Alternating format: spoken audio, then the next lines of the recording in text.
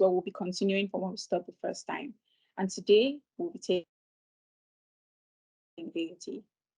But before I put you on with our mentor, Kingsley, we'll be going through some important aspects that we may have missed in the first class if probably you did not attend. And for those that attended, if you've forgotten, go over it again. So, who we are, our vision. We're interested in shaping the future of Africa's AI landscape to reflect the ethical and responsible dimensions of the African. Our mission. The Center's mission is to ensure that AI design, deployment, and usage in Africa are in alignment with society's. This is achieved through comprehensive research, training programs, active advocacy, and thoughtful policy formation. So what do? We are committed to ensuring the ethical development and advancement of responsible AI. Sets relating to fairness, accountability, transparency. We will address normative values, concerns, and potential risks involved in AI integration and optimization in Africa. This means we'll provide coverage on issues associated with African experience, culture, interactions, and perceptions on AI tools and their development. So now I'll be handing over to Kingsley to, take us through transparency and explainability. Kingsley, over to you. Hi, everyone. I trust you are well today. Thank you so much for tuning in today again. We would just love to continue from where we stopped in our last session. So in our last session, we had to give some, just a second, let me share my screen. All right, thank you. All right, good evening, everyone. I trust you're well. I'll be continuing from the last class. We have been having some conversations around AI ethics and ethical principles, and seeing how it really affects our lives, our day-to-day lives, and also having some few learnings on how this can work and how this can be done. So today we'll be looking at transparency and explainability as an ethical principle, and also we are looking at beyond these principles, how do they affect us, how do they affect our operations, and also how do organizations imbibe it into their daily runs and see how they are able to do everything with their coding pipeline. Okay, we see that these principles, they govern how people understand decisions made by machines. They are the form of interactions between man and machine. So when we talk about, unlike other kind of principles, as to fairness, privacy, and the likes, explainability and transparency, what explainability and transparency does is that it governs, how men understand machines' decision and how they put interact with it well. So it's like saying that you are having to deal with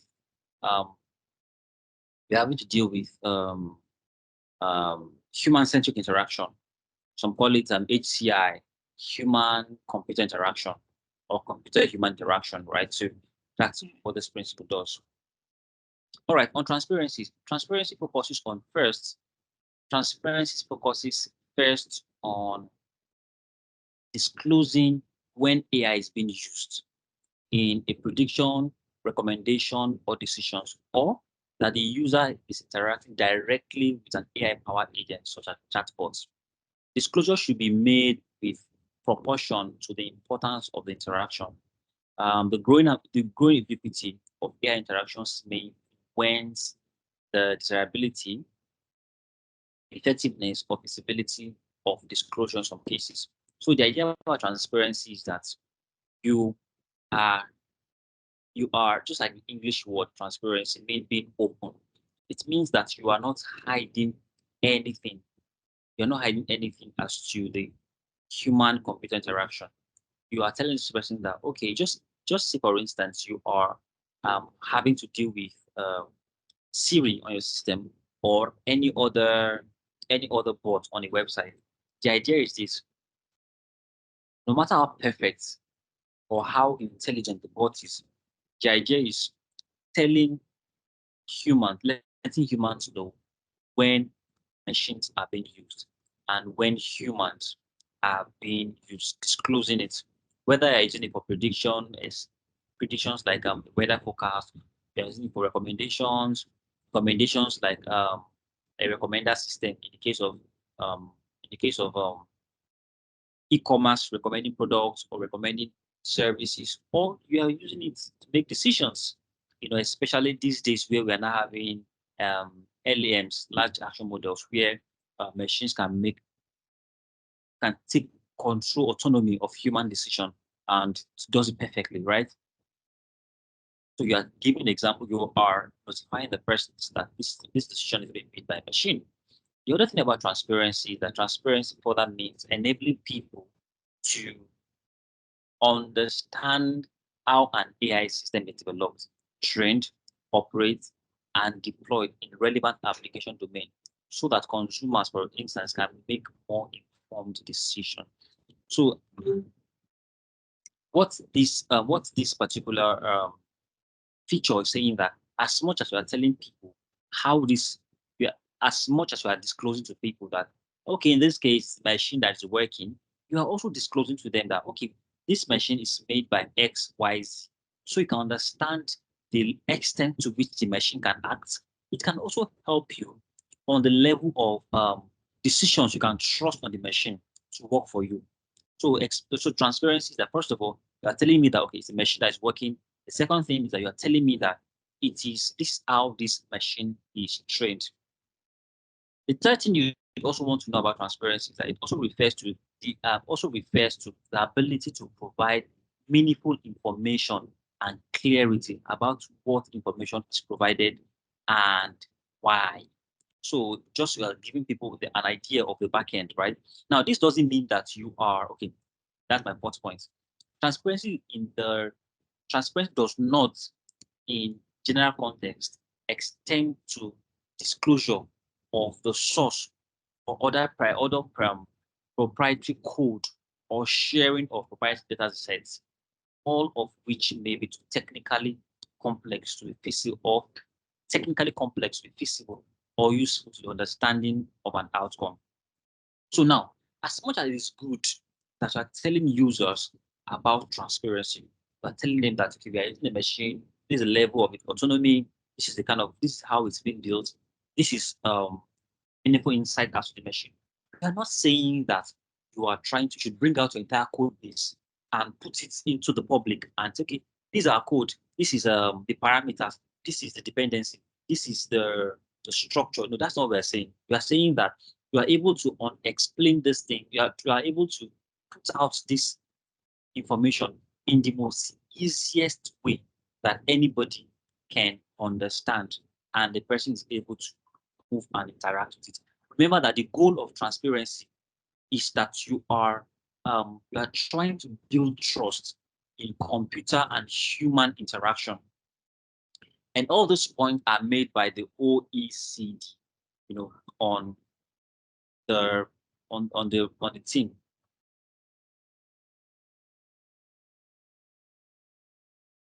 All right, so let's just continue. I had some background intervening noise, so I have to just silence it. Okay. Also, we also see that AI actors should commit to transparency and responsible disclosure regarding AI systems. To this end, they should provide meaningful information appropriate to the context and consistent with the state of art to foster general understanding of AI system, to make stakeholders aware of their interactions with AI system, including in the workplace, to enable those affected by AI system to understand the outcome, and to enable those adversely affected by AI system to challenge its outcome based on plain and easy to understand information on the factors and the logic that serve as the basis for prediction, recommendation, or decision.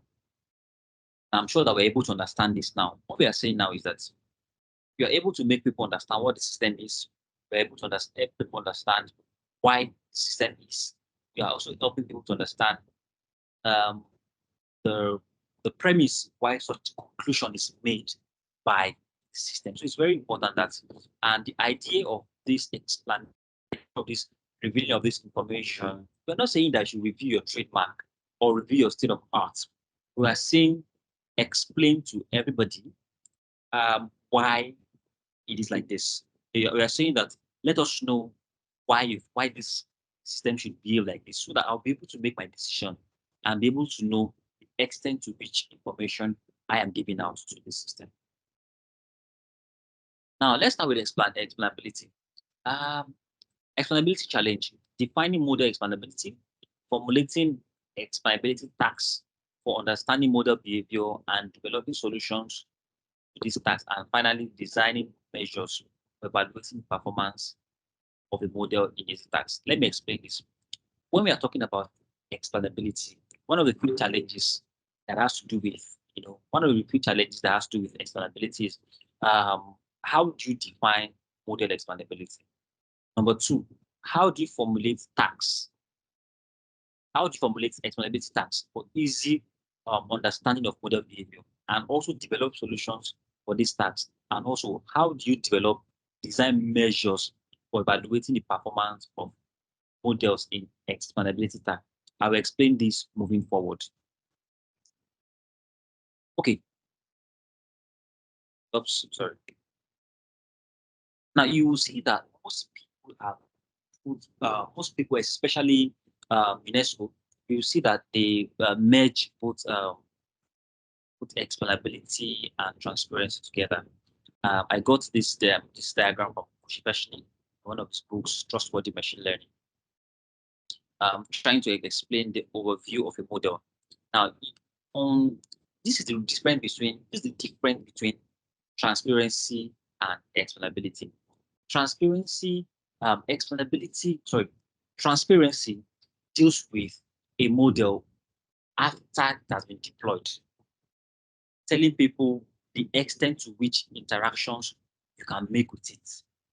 Explainability starts from the data gathering stage. If you understand this as proceed. So like this is the the pipeline of a model. You see introduction to preliminaries, you see data, you see basic modeling, then reliability, the human interaction, and then the purpose, which is the outcome of the model. I will explain this diagram to moving forward. I'll go back and forth so that we can understand why I kept this here. Okay. So if you observe that in this other slide, talking about explainability challenge, we are saying defining model explainability. Now, this is because there are several persons that need to understand explainability. Number one, regulators. Regulators in this case would mean regulatory authorities, might mean head of compliance in the company, might mean even auditors in the company. Now, decision makers. Now, regulators can be external, right? External. Decision maker is internal. For instance, let's say head of your team that approves what should happen and what should not happen while modeling. Head of your team, and then the affected user, which is usually the end user of the product, and also the ML engineer or the data scientist. Let me give you the pipeline how this work. First, we have affected user. You have to explain to this person how this thing work, right? When you explain to this person and the person gives you feedback on it, the feedback goes to the decision maker to check, okay, this is what this person have said. Okay, this is the feedback from the user. The feedback from the user goes to the ML engineer to implement, right? And then the ML engineer implements it that it can get to the user. Most times, regulators have some form of regulatory benchmarking. So let's say a model is built, there's regulatory benchmarking, right? There's a regulatory benchmarking. To be sure that this regulatory benchmarking is in line, the decision maker would always check the work that is being done by the ML engineer and then to the user. So it means that the facet of explainability is, first of all, explain to the regulators, because they do not have access to your barcode. Explain to them that, okay, this thing you have built is in conformity with regulatory benchmark. The decision maker also would have to need some explainability and some explanations to be sure that, okay, if the ML engineer is saying we need to implement this feature, we need to implement this feature, he gets to approve the feature that has been implemented. So explainability is that he is able to explain why we need this, why we don't need this. For affected user, is able to understand why is this machine behaving like this, why is this machine behaving like this, what's the thing. And then all this feedback from these three users goes to the data scientist and ML engineer to be able to implement them into the pipeline, and then it goes again. Because your model must meet with regulatory benchmark, but your model must meet with organization policy.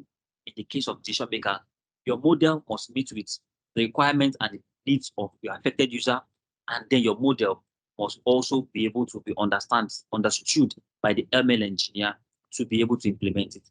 Do we understand? I want feedback. Are we getting this? I think that's clear. It's like a chain. All right, so let's just continue. Okay, so let me go back to my previous slide now. So you see that to each chain of these users, they will need to understand. Sorry, my slide is yeah. They will need to understand their own definition of model expandability. They will need to understand formulation of expandability tags for understanding model behavior. They will need to understand the model behavior, and they will also need to develop solutions for these tags. And finally, they will need to design measures for evaluating the performance of this model in expandability tags. Yeah. Okay. So let's look at dichotomies of explanation. And I got this from Pushvashni's trustworthy machine learning, and I feel that it's good I talk about it here. We have, first of all, local versus global. Now, when it comes to local versus global, we look at it. Is consumer interested in understanding the machine prediction for individual input points, or in understanding the model overall? Let me explain. Now, the idea about explainability is that you look at it when you're trying to explain from the consumer, you see that you are trying to explain the prediction based on its own inputs. For instance, I go on ChatGPT and I put, give me, let's say, list numbers of, list numbers of hotel available. So the question is ChatGPT going to, if you are trying to explain the outcome, are you explaining it based on the local, the inputs the machine has made, the inputs the user has made, or you are trying to explain it based on the general overview of the model? Number two, that you're also looking at it from the exact versus approximate. Should the explanation be completely faithful to the underlying model, or is some level of approximation available? Are we saying that the machine should just give the exact answer, or should give like an approximate? And then feature-based versus sample-based. Is the explanation given as a statement about the feature, or is it given by pointing to other data points in the entirety? Feature-based explanation requires that the underlying features be meaningful and understandable by the consumer. If they are not already meaningful, a pre-processing step known as disentangled representation may be required. This pre-processing finds direction or variation in semi-structured data that are not necessarily aligned to the given feature, but have some human interpretation and is expanded upon sections. So we're looking at it that, are we looking at this explanation as feature-based or sample-based? It's talking about feature-based explanation requires understanding the feature of meaningful and understandable. The understanding requires the underlying feature being meaningful and understandable by consumer. Are we looking at it from the features of the model or the sample at which the person, the consumer is giving? Now, if you now put all this together, you're able to have other parameters, such as if you're looking at it from global, local versus global. You also look at it, maybe, okay, local versus exact, or global versus approximate. You also look at it from local versus feature based, or exact versus sample based. So you're able to come with several parameters. Now, most of these things would handle it more in summer school because we'd have a lot of time to talk about it, but because of time, we will not be able to deep into it. But the idea of this dichotomy is what each persons are able to understand, right? Is what each person from this particular people, regulators, decision makers, affected user, data scientists. We look at, okay, for instance, local versus global. You understand that in this case, you are able to get understanding for the affected user and also the regulators. So depending on the stakeholder that is required to determine the dichotomy of explainable, to determine the dichotomy of the explanation method that is required. Okay. Now, after you have been able to explain to all this explanation, the next thing you have to look at is how do you communicate your results. Now, some persons have agreed that, okay, if you're communicating your result, you should communicate results in a fact sheet. And most times, when it comes to fact sheet, most people have agreed that you should use what we call an immutable ledger for your fact sheets. Why do we have to use an immutable ledger? This is because immutable ledger are usually like a blockchain reporting scheme where nobody can change what has been written so that you can be able to get exactly what's going on. So, for instance, if a user complains XYZ about a model, right? Or if a regulator complains XYZ, if the decision maker complains XYZ, or the ML does like XYZ, we're able to combine this feature. Nobody can change anything on it. Based on all these things, you are able to understand the model and to know whether it is explainable. The next thing you do is that you capture facts about the model, the purpose, the data, and development stage. So you have the fact sheet, you have to capture the results, and you have to capture the purpose, data, and development stage. And then the third thing is that you're able to communicate in the simplest mode. And as I've said, explainability doesn't mean you should bring out your code base. It's just saying that explaining it in a way that everybody can understand, not bringing out your your your um your code base, not bringing out your your trademark, right? But being able to understand what it is that the model is all about. All right, that is it from me. Thank you. As I've mentioned, most of these things would treat it in depth because most of these things are technical in nature. They are technical. They have technical perspective. During the summer school, we'll do more elaborate talk about the technicalities of this and how you can really start an immutable ledger, how you're able to communicate your response, and how you're able to report your facts and you're able to communicate your response to the stakeholder. Thank you. I'll stop sharing. I'm sure we've been able to gain a lot on transparency and explainability. Before, I was thinking you could just answer a couple of questions for us, just about. But we just wanted to give like our viewers a snippet of what they would expect when they come for our summer school. So, transparency and explainability. So, when we talk about transparency, right? Are there possible transparent? Because you mentioned the fact that even if you don't talk about your code per se, mechanisms behind the AI functioning.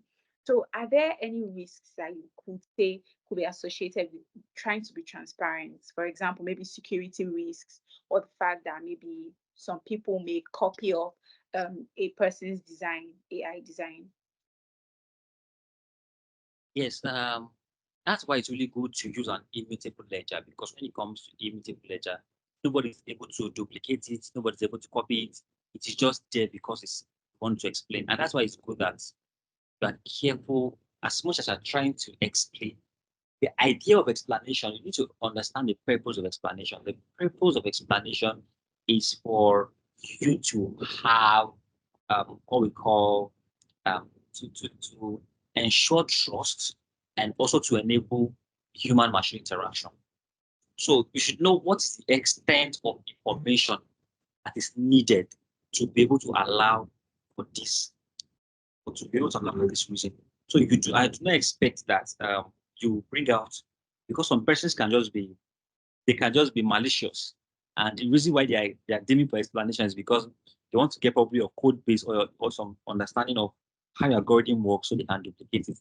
And so you need to understand the extent to which you are giving your explanation, and be careful of the ways you review your security so that you don't get hackers. You don't get um, people get to your data set and able to poison your data. You don't have some form of data poisoning. Okay, okay, okay. I think I'm understanding you. And then the second question I was going to ask is concerning the right to explain. So I know that the GDPR, one of the rights that it has is the right to explanation. So do you think this right should be adopted everywhere, given the fact that explainability is so important? You What ask is your me, my take on this when it comes to right to explain is, um, I feel that all all ML all ML companies, AI companies, owe consumers or users the fiduciary relationship to explain, because you are not building a model for yourself, you are building a model for the user. And the easier you're able to explain for the user, the easier you're able to gain trust in the user. And then the easier you're able to relieve yourself from to land yourself in fatal lawsuits. Because a user can come and just give some malicious comments, or institute some malicious um, you know litigation against you, and then you spend a lot of money to discover that what this guy is saying is not even you. So to save yourself of several things, it's good to just embrace the rights of explanation, and you're able to explain to the user what he is using and why it is the way it is. okay? Okay, so advisable that that you follow that route just for maybe legal issues and just to avoid any future problems, right? And I also believe that now that the EU have adopted the EU Act, I believe that countries will begin to follow suit. Just you see how GDPR has propelled many countries to having a data regulation. I also believe that with the recent fit in the EU AI Act, you see many countries begin to start working on, they begin to move beyond AI policies now into AI regulations. I am sure of that. So just expect that in the coming days, many countries will release their own AI Act. And if you look at it, you see similarities between the provisions of their regulation and in the EU. Maybe just need to tweak just to meet with their modern day reality, but you will see that they begin to have that. Okay. Okay. Thank you very much for that. So for our viewers, like I promised, we had something for you, right? So we have an AI ethics summer school coming up. Yay. But then you would have to first register. Link here. You would register and then get on our wait list. And I promise you, it's going to be so exciting. It's going to be so knowledgeable, so interactive. Some of the things that Kingsley talked about on transparency and explainability, those technical aspects that he was unable to, like, get us in depth with, get us familiar with. Those are the things that, when you come for summer school, it promises to hold. So what I would like for you to do is to go to the link, click on it, and join our wait list. We'll be sharing more details soon on our channels.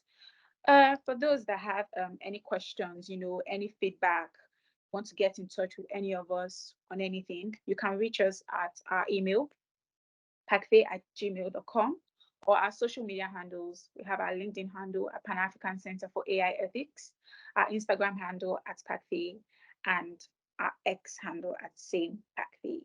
So now we'll be rounding up. was really a pleasure to, have this conversation with you, Kingsley. Thank you so much for, taking us through transparency and explainability. We've learned a lot. I can categorically say I have learned a lot. So we'll be getting back to our viewers with the third part of our series, and we'll be attaching the link to our first series below. So please stay tuned with us. Thank you very much.